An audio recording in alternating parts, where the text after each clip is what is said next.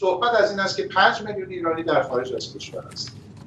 از این 5 میلیون ایرانی عزیزان، صحبت ما یا فوکوس ما یا تمرکز ما باید روی 1% باشه.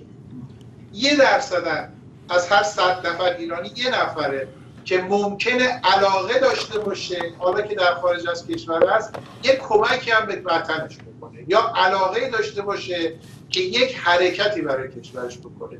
1%. بنابراین ببینید خیلی ما داریم محتاطانه با قضیه برخورد میکنیم که یهو هوا برامون نداره. این 1% میشه دوستان 50,000. 1% 5 میلیون میشه 50,000. از این 50,000 نفر گفتم اینا تازه علاقه دارن به کشورشون.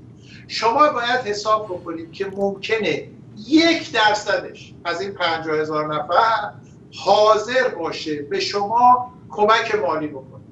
1% 50,000 نفر میشه 500 نفر. اما 500 نفری که ممکنه توانایی مالی رو داشته باشه که نمیدونم ماهی $1,000 هم حتی برای وطنش کمک بکنه. وقت شما دارید راجع به $500,000 در ماه صحبت و این امکانات اگر در اختیار یه عده آدم صالح، درستکار، شفاف، عملکن قرار بگیره، کارهای خوبی میتونه انجام.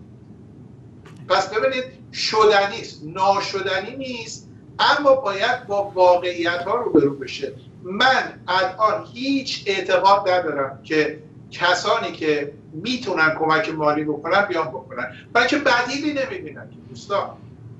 یه عده میگن چرا یه عده به شاهزاده یا به خواستای ایشون کمک کنن. خب ایشون رو میشناسن، لابد اعتماد کنن.